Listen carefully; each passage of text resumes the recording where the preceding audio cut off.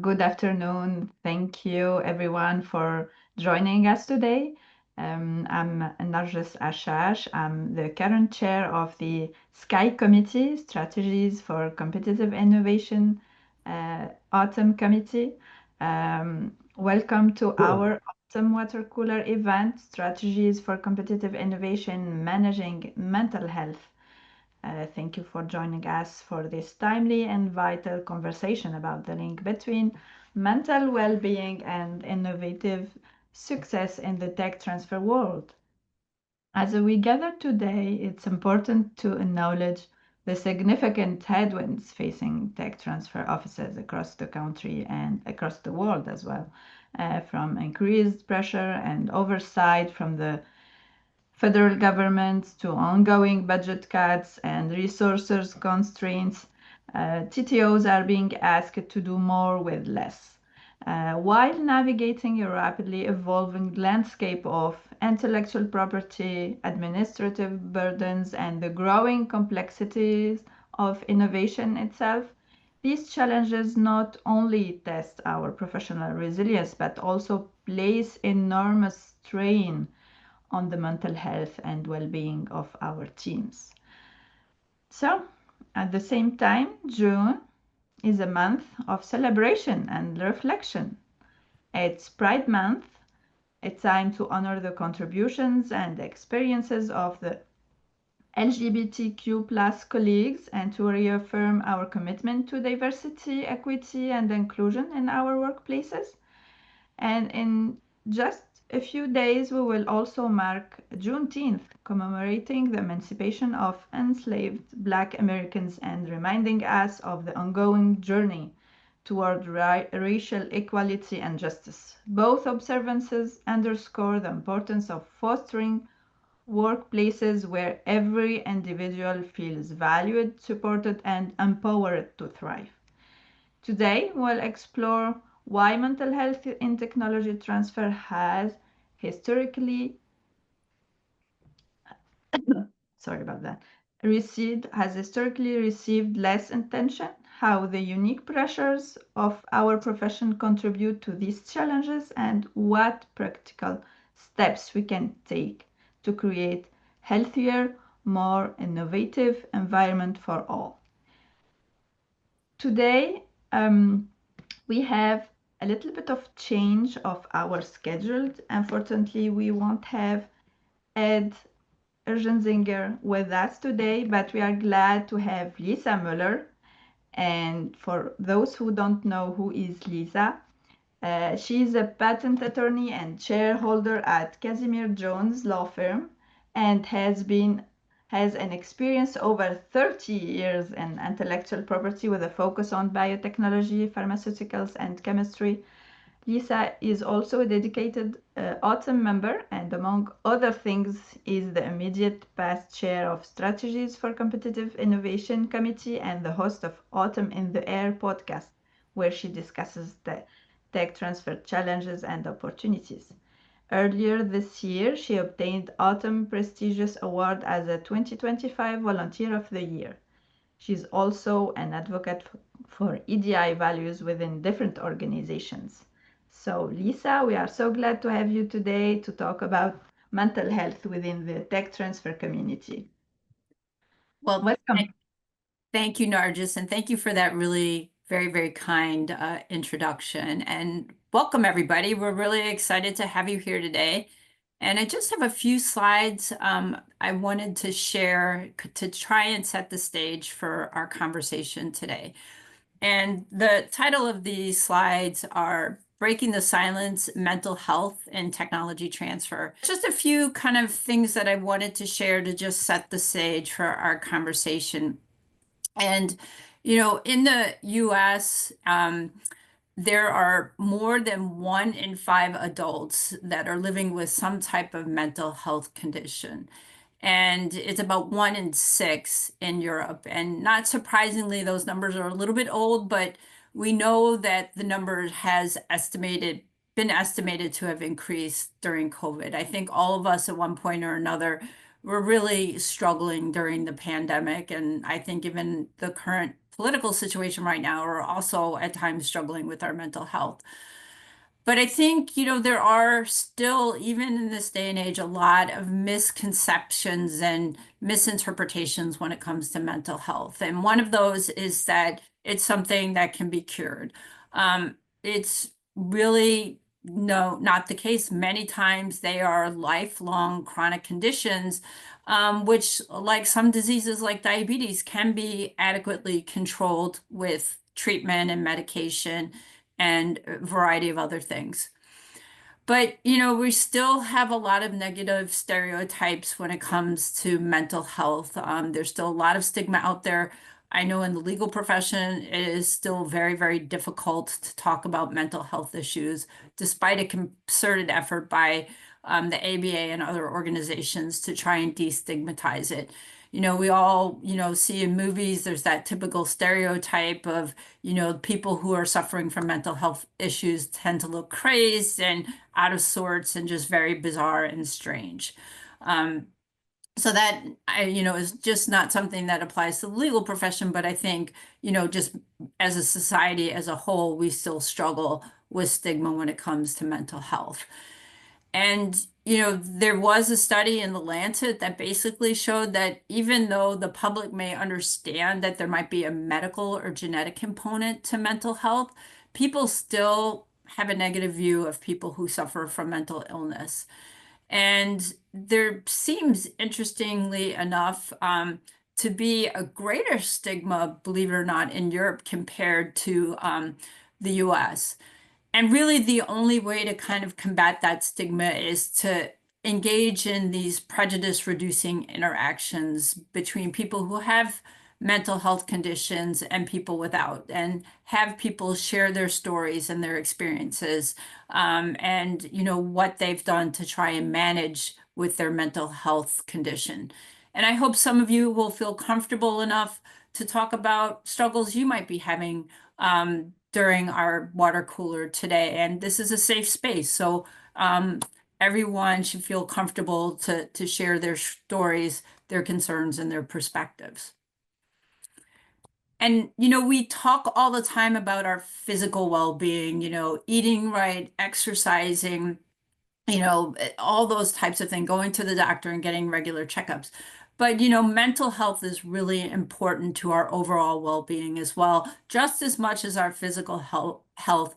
And I think we all tend to get into a route where we remember, to take our vitamins, to eat well, to get enough sleep, but we tend to forget a lot of times about our mental well-being. And so that's really important because much like our physical health affects our daily lives, at home and at work, our mental health can do the same. So with that background, I think, Nargis, maybe we can jump into having some open discussions today about mental health. Yeah, please feel free, everyone, to drop your question on the chat or unmute your mic to ask your question, or you can also send me privately your question and I can ask Lisa those ones too. Yeah, so Lisa, maybe we can start with the tech transfer environment. So why do you think that mental health have less attention in tech transfer compared to other sector, and why is that? What do you think?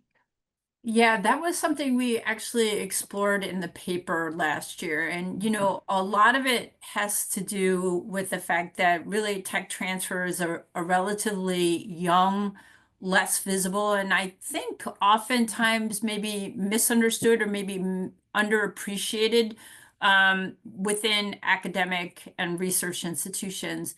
Unlike the legal profession or medicine, technology transfer has really only recently been acknowledged as a distinct career path. And as a result, some of the unique pressures and challenges I think that people in TTO offices experience just aren't the types of things that have been really studied yet. And I think, it really Mhm. is deserving of attention given the high stakes, kind of high pressure environment that TT TTO professionals operate. And you operate in those environments with limited resources and tight deadlines.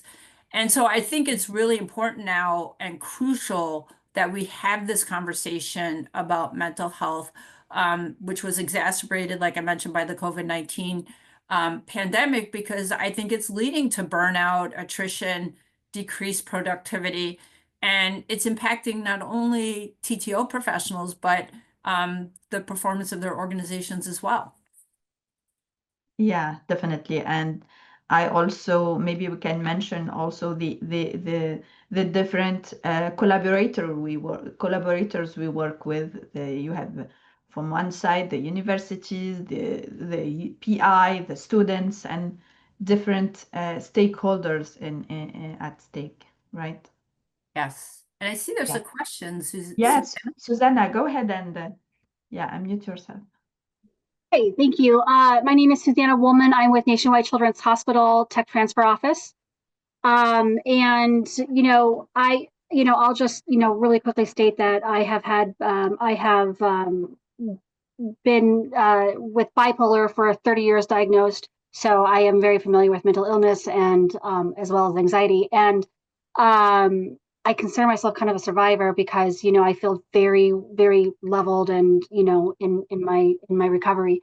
But I wanted to say that, we are really trying to enact some, I know this isn't a popular acronym, but DEI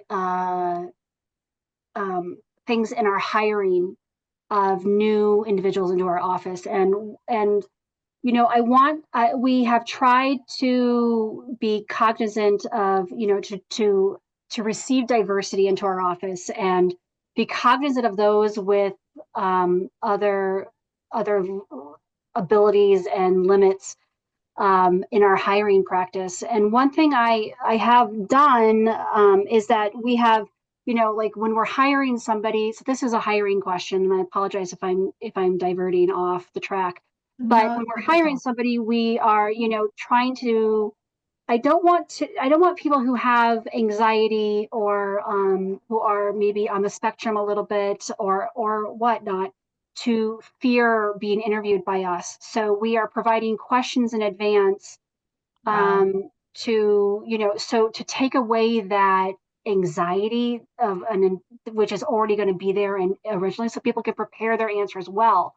But is there something else that we can think about to make accommodations for those with mental health issues in our hiring practice?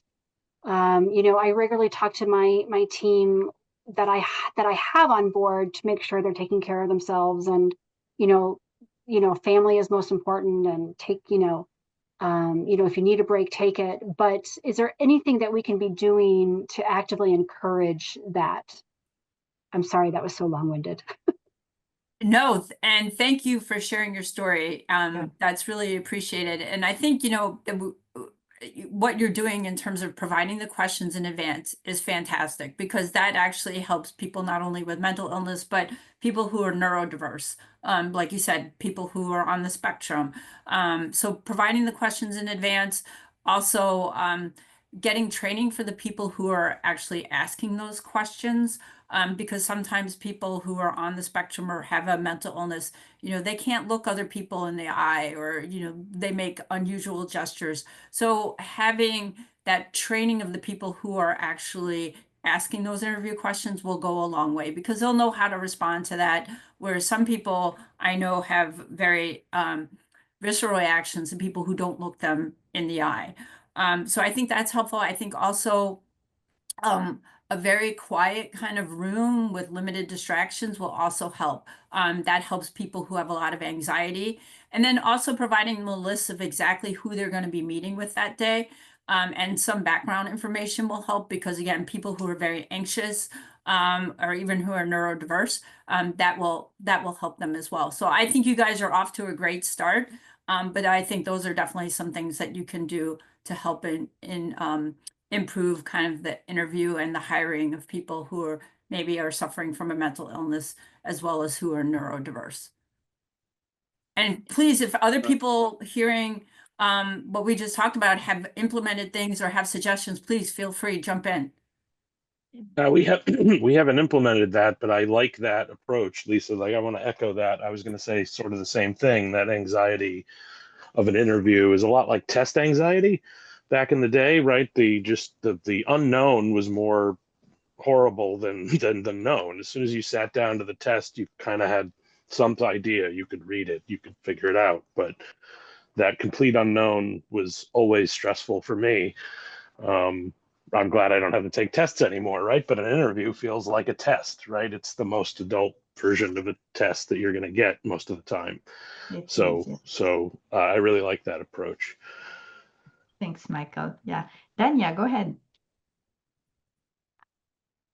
Yes, hi, thank you. My name is Dania, and I was diagnosed officially with um, my own stuff, which is like coexisting with other things that I think we all, if anyone has struggled or managed mental health symptoms or illnesses, you find that a lot of them are coexisting with other things. But my comment and question and kind of what I want to pose for discussion with this group is piggybacking off Susanna's.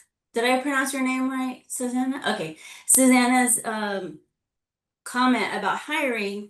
I know that ADA works really hard to protect people from bias or workplace um, discrimination. But the big question I always have is when I'm filling out an application or when I am going for an interview, it's like, do you disclose that or not? Because people say it's a safe, I know this is a safe space, but people say they want to know. But I feel like oftentimes they don't want you to be different because for them, they're thinking about how we're going to conduct business and they don't want to work harder to conduct business. Like you said, everyone is always doing more with less.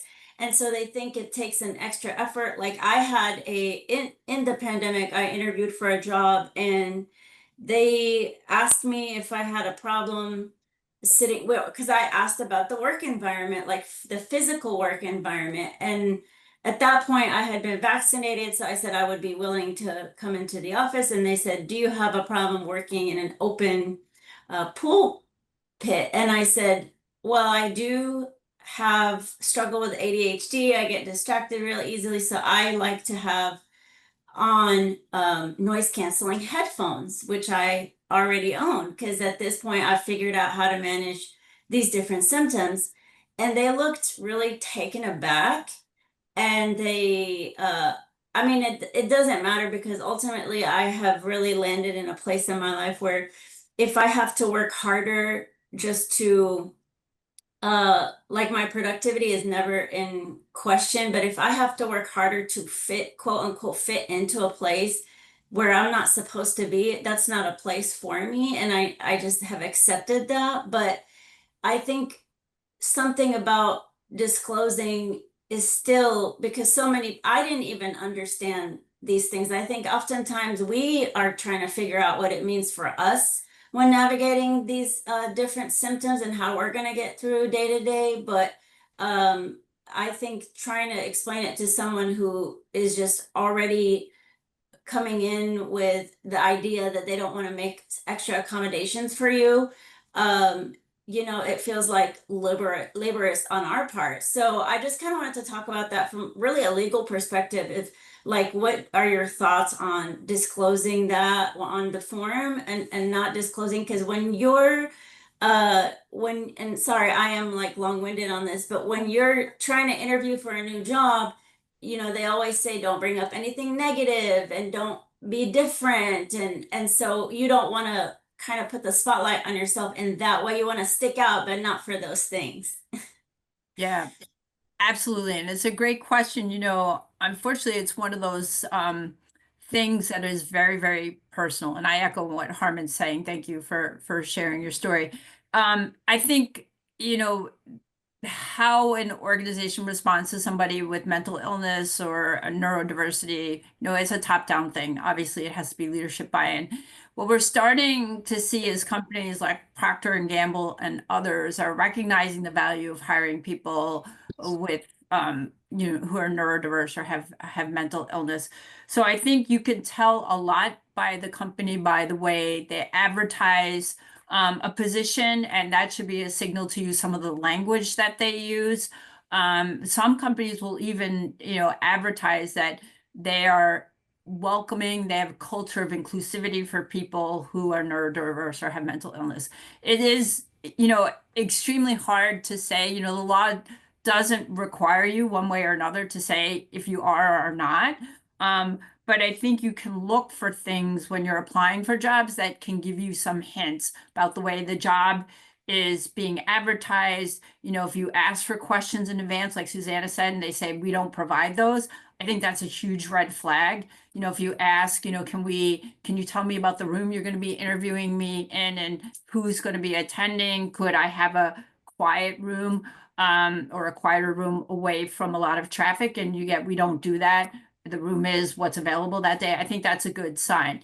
But I think, it's really personal. I've talked to a lot of attorneys who are neurodiverse who are petrified to disclose in their law firms, and they don't, that they're neurodiverse. So I think it's a very personal decision. And I think part of it does depend on what you see when you're applying for that job in terms of how it's advertised and what their responses are when you ask. And to your point on accommodations, that still makes me laugh because there are studies out there that show that the average cost of an accommodation for someone who's neurodiverse is $500 or less. And like you said, you already have the headphones. I have ADHD as well, and the headphones are great. Other things are for people in neurodiverse long meetings. Like for me, sitting more than an hour is really difficult.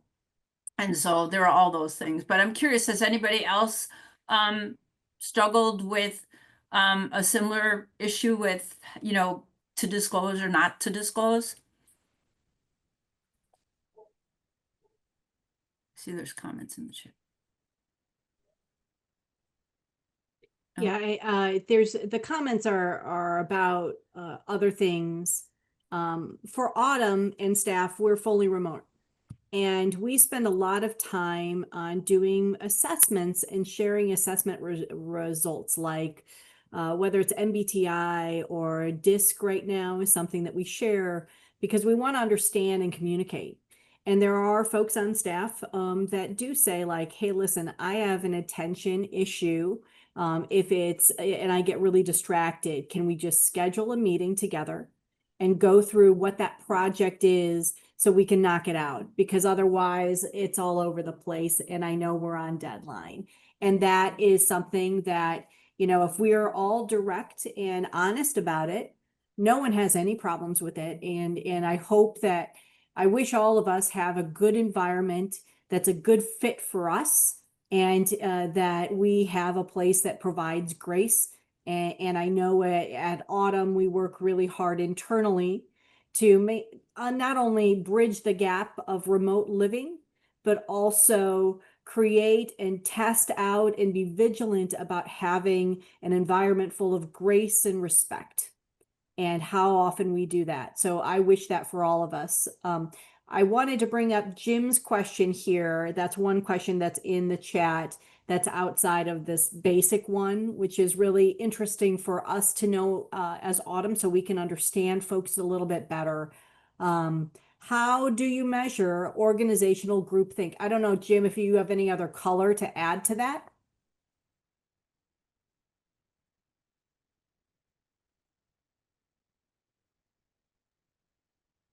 Why don't we just go ahead and answer it as I'm curious.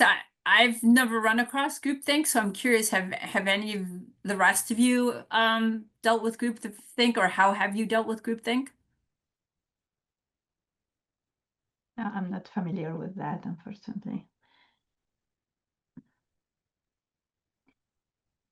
Oh, I need. Hi. I think as our departments age and new people come in, groupthink that we have encountered in the past or are currently encountering is going to go by the wayside. Because what I have encountered when I have brought up, you know, so and so is neurodivergent, here are some things, or I am struggling with this, that, or the other thing throughout my career, not necessarily in tech transfer. It is the people who have been there the longest that are the most resistant to change. And honestly, I see that in everything. This isn't simply a mental health or neurodivergence or whatever. And I am very excited about what the next generation of our tech transfer professionals is going to bring, because they're getting to a point where I'm seeing people come in who aren't accepting groupthink, who aren't satisfied with, oh, it would be too difficult to accommodate. So whereas in the past when I've seen, you know, oh, I'm not sure that that person is going to be able to handle the stress of this or whatever, I'm seeing younger people who are like, do it. This is how life is now. And so I think that groupthink is going to go by the wayside as the new generation of professionals comes in.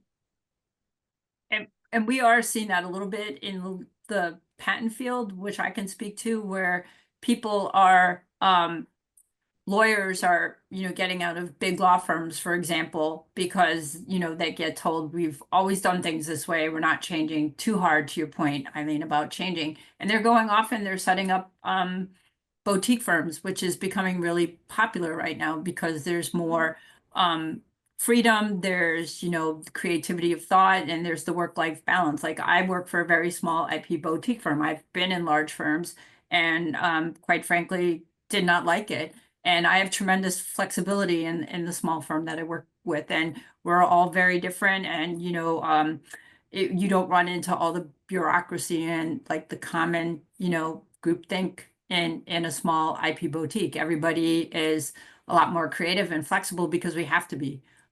So thank you, Eileen. Curious if anybody else has some comments on groupthink. Lisa, it's really interesting, and I'm sorry I don't have my camera on. I'm not in a camera-friendly location right now, but it's interesting that you brought up that perspective. I happened to be at catching up with a friend last night who is a lawyer and did the opposite for her to feel more comfortable, where she left a smaller boutique firm that had a lot of, as we went to describe it last night, as AWGs, average white guys, that were running the firm and doing a lot of this groupthink. And she actually moved to a much larger firm and found a unit inside of that firm that is operating more in a way that she can find success and move forward. And that firm is allowing each of the units that are being led by a partner to kind of find their own vibe and their own way of working. And so, for instance, her unit is separated all over the US versus other units are coming into the office 5 days a week because that's where they find success. And people in their firm have been allowed to move between units to find a unit that works for their working style. So yeah, great. so it's interesting. It's kind of really more the opposite of what you were saying. Yeah. Yeah, I think it just depends on the tech transfer office, the firm. Yeah, very interesting. Very interesting, yeah, actually. Jim actually added some additional comments there. So it was looking at universities, especially Harvard. We do projects, we end up with people who look and think the same. And when that happens, we lose contact with those that might think differently, or the next tech that, is available. I hope I'm getting that correctly, Jim. Yeah, I think Jim, you're spot on. I'm curious how that's being dealt with in some of your offices. Are you experiencing like what Jim's experiencing, or have you made conscious efforts to kind of make sure that that type of groupthink doesn't happen? Dania, go ahead. I can't find, I found it before and now I can't find my raise the hand. It's okay. I looked everywhere for it. I think working in universities and in old traditional like fields like the law and very hierarchical organizations, you do tend to rub up against that. I think ultimately, and this does relate back to mental health as well, especially right now, you're hearing that there was a big movement for a while and we were making a lot of progress towards DEI, which that also means neurodiversity and anything that isn't the average, the norm, the status quo. And I think now people are more scared to kind of talk about those things, like DEI has become a negative word. But I am hopeful as well, although this is going on and there's actively a push to undo all of that. I am still very positive because, as Eileen kind of said, is that once upon a time, there wasn't these things, and now as much of there is a push against that, this generation coming up is just not going to have it.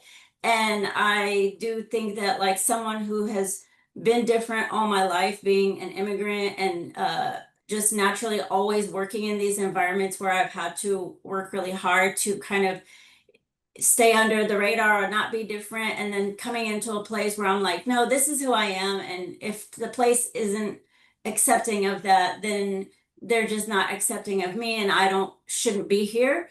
I think we should also, and it's just such a hard time as well because you hear about everyone getting laid off, jobs are scarce, so it's really hard to not have that fear and really lean into that self-acceptance and being like openly sharing about being different and fighting against the groupthink.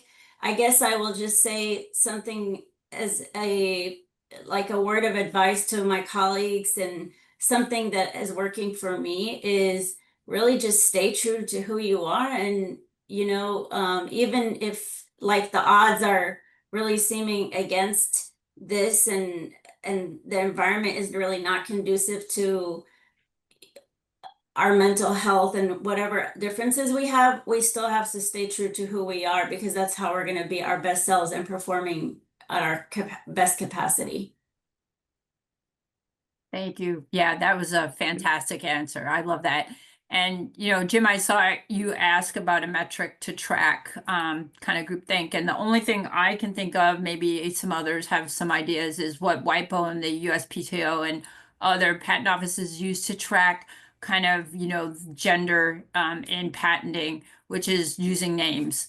May not be 100% perfect, but that might be a way for you to kind of track a name. And I'm meaning names of people who are working on the project, since you mentioned you do a lot of project work. I don't know if anybody else has any other thoughts.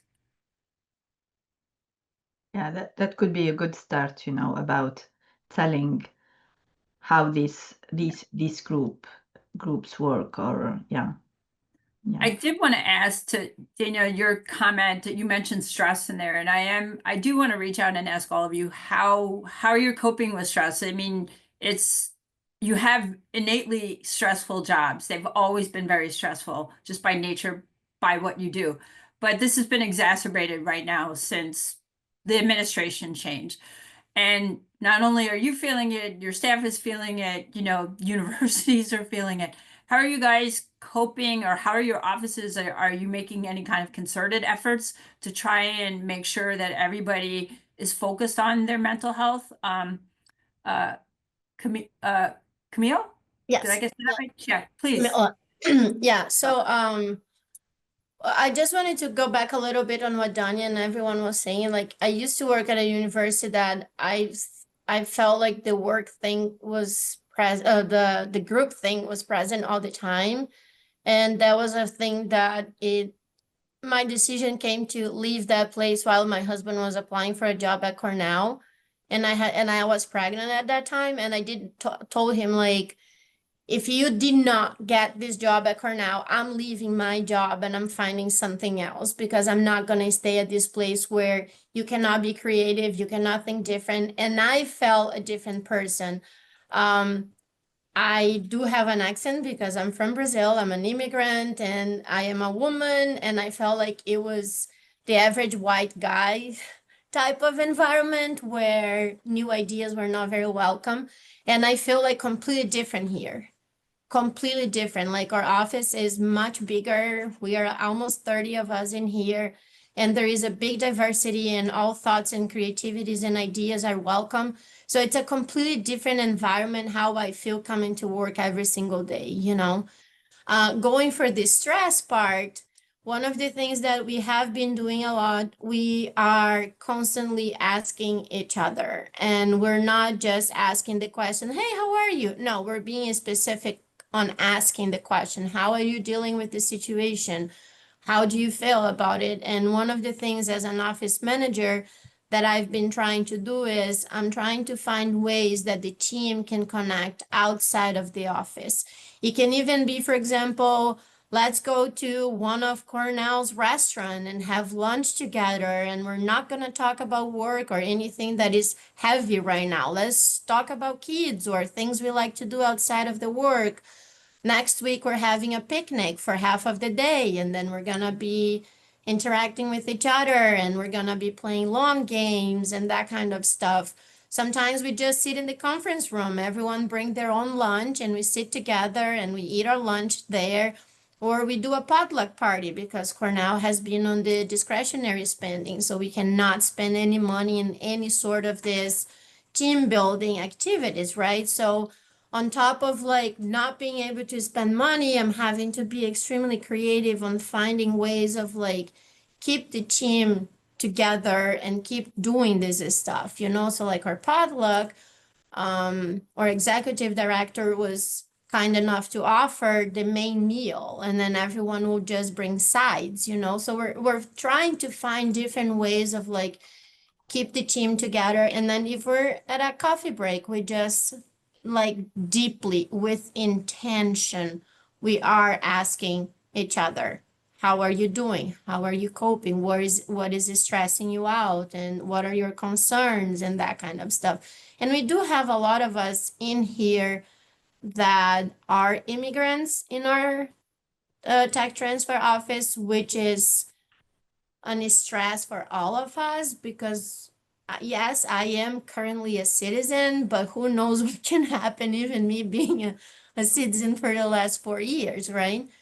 So we're being very direct when asking, how are you doing? It's not just, hey, how are you? No, it's a specific, how are you doing? How are you coping? What are your concerns and that kind of stuff? And what has the response been from your team?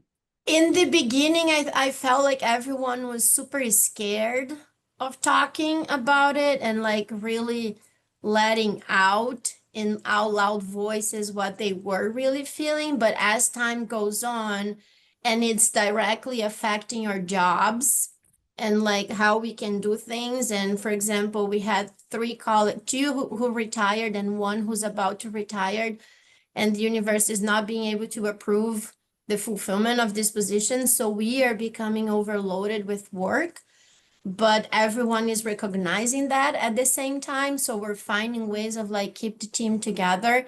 And that is making us really start to talk about it. It's not just like, I'm doing good. In the beginning, there was a lot of resistance, even from myself, because like, what if someone is listening to me? And, you know, like those things. Don't post on social media. Don't say things in public. And, you know, so I think from now on, Harmin, sorry if I said it wrong, all of them. It can be a big group, it can be a one-on-one, it can be over at the beginning of a meeting that we just talk a couple minutes how everyone is feeling. Like a marketing meeting or IP discussion meeting, or it can be a coffee break over a coffee or something like that. So we're doing that as an overall. And I have been, for example, I have a really good relationship with our executive director. I have been asking her the same question directly because she tends to really care for all of us and ask us specifically. But then we're also making sure to listen her because she has been making several difficult decisions and things like that. So it sounds like you have created an open and I think more importantly, non-judgmental kind of workspace that has made people, the culture is making people feel inclusive and safe enough to be able, And- it's taken a and little not- time. It didn't happen right away, but it shows Right. you work at it.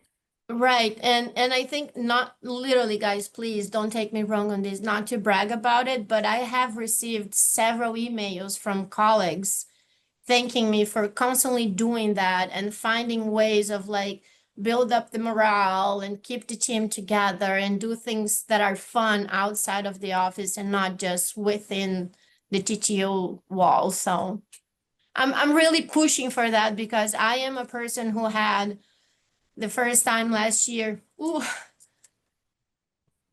I had a big anxiety attack, and that was my first time, and that's when I took the courage to really look for. Oh, I'm sorry. It's okay.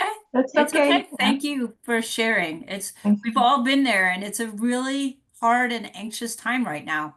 We're all Because feeling it. I was physically sick for like 3 days, physically sick, and I didn't know what was going on until I talked to one of my friends, and she's like, "You gotta seek help because you're having one of the hugest anxiety attacks I've ever seen."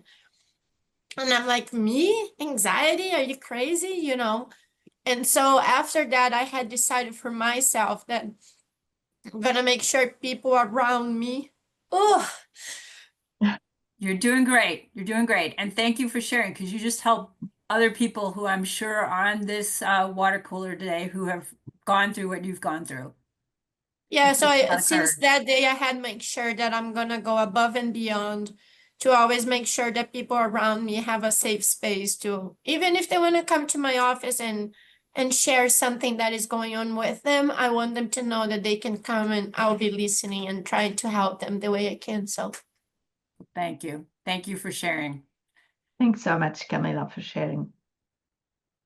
Dania, I think you had your hand up. Yes, I Can't find the still, virtual hand, but we saw I it. still Moses can, and I'm yeah. searching the whole time. I still It's cannot okay. find it. That's crazy. So anyway, yeah, so Camille, do not feel, Camila, right? Camila? Yeah, do not feel bad about getting emotional. I mean, I'm so appreciative of this space and this time today to have this open discussion because I think it's very rare, but I'm happy that you found a place where you are able to do that. But for those of us that are currently not quite in an environment where we have that kind of relationship with our colleagues, something I'm doing to alleviate stress and handle the stress is, like I said, once upon a time, I would stifle myself for worry about over worry. And when you're naturally prone to worry because of whatever uh, disorder you may be diagnosed with, that's even harder. But I have found so much comfort and peace in really speaking my truth as long and so I always tell myself I'm like as long as I'm being polite and respectful, I cannot control how someone else might get offended or might be upset at my existence or what my existence means to them or what they think it means to them because of something that's going on. So that has given me a great relief. I know it sounds funny to say, but like all these things that people, self-care, whatever you see self-care as, like taking the time to actually, I used to think I didn't have time for that because I was so busy. And now I'm like, I have to take the time for that. And I encourage you all to do that too, because these mental illnesses are really exacerbated by stress and they cause physical problems. For instance, like fibromyalgia is completely influenced by our mental health conditions and can trigger flare-ups, so physical pain. And it wasn't until I had a full-on breakdown that I understood the connection between those two. So it's imperative that we take care of our mental health, because it's more important actually than our physical health, because those any diseases are either exacerbated or brought on about by our mental health. Completely agree. Thank you. It's all connected, yeah. And Lisa, I was going to ask you a few questions about all what Camilla and Dania, Eileen, and everyone were sharing. So I got my answers. So I was, maybe you can emphasize a little bit about the leadership role in this context, or And I think we've seen the importance of that. Camilla, you've done an incredible Yeah. job as a leader. I mean, and it shows, it comes from top down, right? You have That's to have the leadership, and Daniel, you pointed to that too.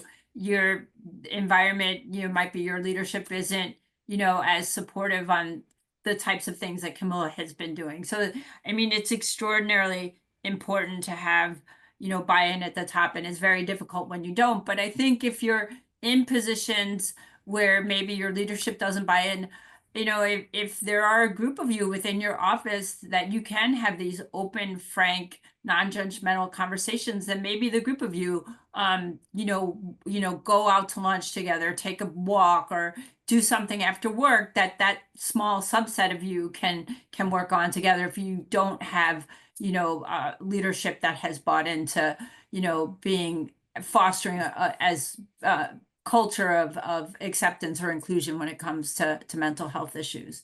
I see, Eileen, you have your hand up. Yeah, thanks, Lisa. I was just gonna echo what you said.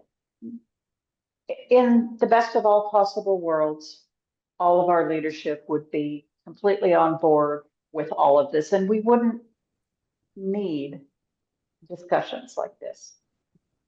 So realistically, what do we do if there isn't that trickle down support?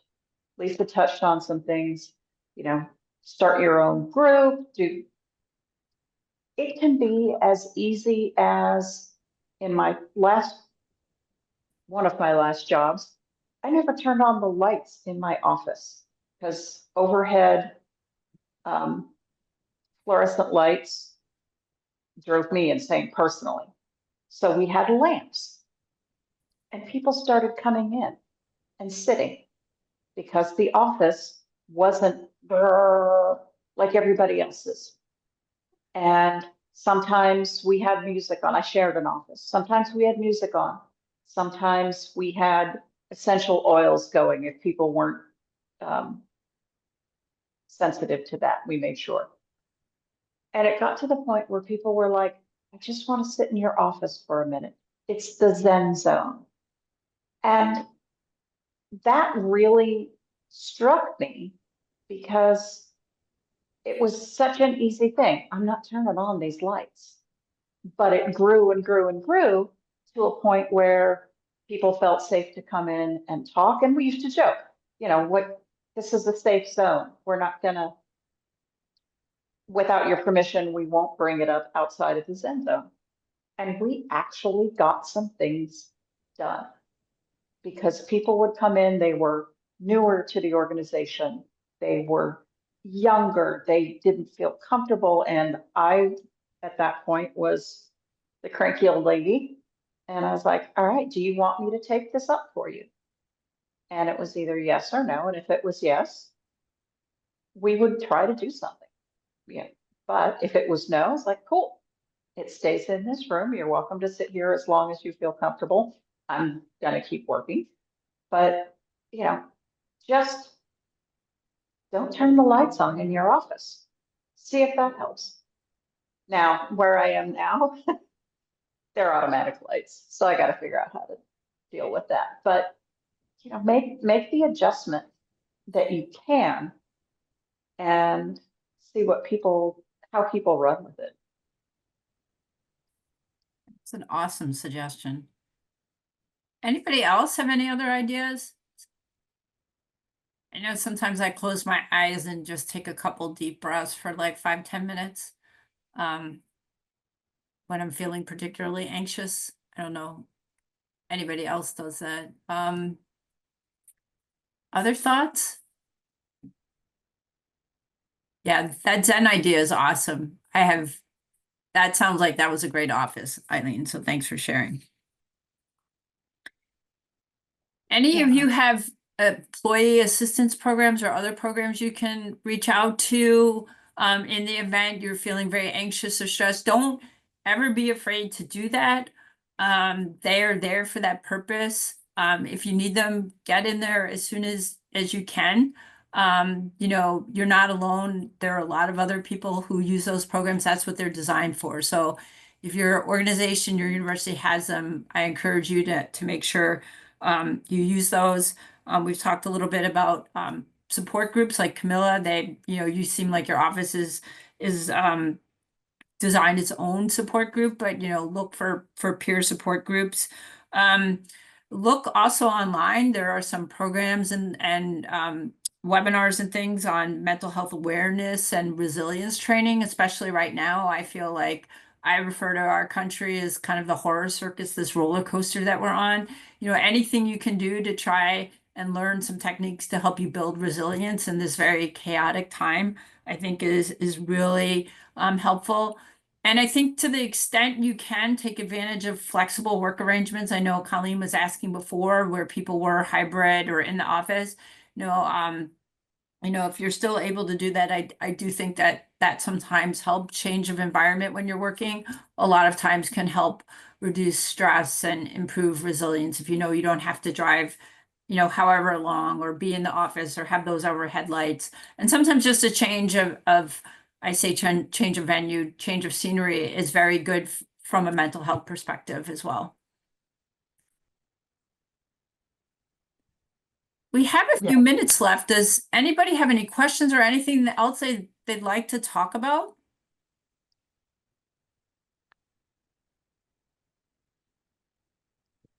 Go for it, Eileen. Okay.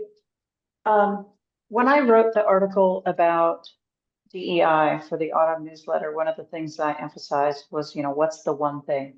Because it's a giant problem and it's easily overwhelming. And that is really how I think we need to approach this sort of thing. And especially if you are in the United States and existing in, what crazy is going to happen now, no matter what your political leaning is. There's crazy going on right now. And we can't control that. And quite often it just makes you more anxious. And don't remind yourself that there are things that you can do. You can vote in every election. You can write letters. You can garden. You can walk your dog. But that the whole world being a mess is not something that you can change right now. So it's okay to be a little selfish. If you can't stand turning on the TV because you don't want to watch the news, don't watch the news. Pull up Netflix, watch Bob's Burgers on Hulu. You don't have to take on everything. And exercise and play after work. If you're too tired to do that, I know there are days that I go home and I sit, but put down the phone, don't doom scroll. As good as it feels to feel bad, because there is that dopamine and serotonin that pops up, put it down. My husband just did a sleep study and he's like, man, I've been doing so much better sleeping when I put my phone down and don't read it in the middle of the night. And I was like, really? It took you going to the doctor to figure that out after I've been telling you for 10 years, but that's okay. Think about those things and realize that you don't have to do it all. Yoga, Tai Chi, great, breathe, all that sort of thing. A friend of mine in my old position set it up. She's a yoga instructor.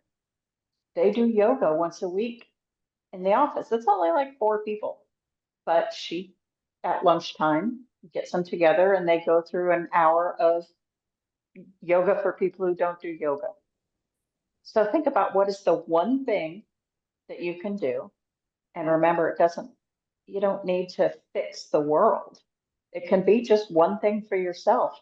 Sometimes, you leave the office and you sit in your car for 5 minutes instead of immediately getting caught in traffic, something like that. Those were awesome. Thank you, Eileen. Those were really, really great. Yeah, feel free everybody to connect in LinkedIn, and certainly feel free to email one another, if you're having a bad day or you need support, again, we should be supporting one another, outside of our water cooler today, because we all need it. You guys have very stressful positions, and it's really important. Anybody have anything else, Nargis, anything else you wanted to ask? I think, yeah, I have prepared my question, but you guys are rocking. So we have all these real life experiences and feedbacks, and thank you so much for sharing and for willing to share with us and with the others your experiences, what you are doing at your offices. So that's we really appreciate it. We are here in this together, and yes, feel free to reach out to the committee. And yes, yeah. What about you, Lisa? No, I thank you all for such an honest and open discussion today. This was a really great water cool. Really appreciate it. And I think, Colleen, I'll kick things back over to you. Yep. Thank you all. We do have another Sky water cooler that's going to come up next month. We'll make sure that everybody gets those dates so you're aware of it. And again, what a pleasure to spend time with you today. We're going to sign off and appreciate that everyone participated. Thank you. Stay well, Thanks, everyone. guys.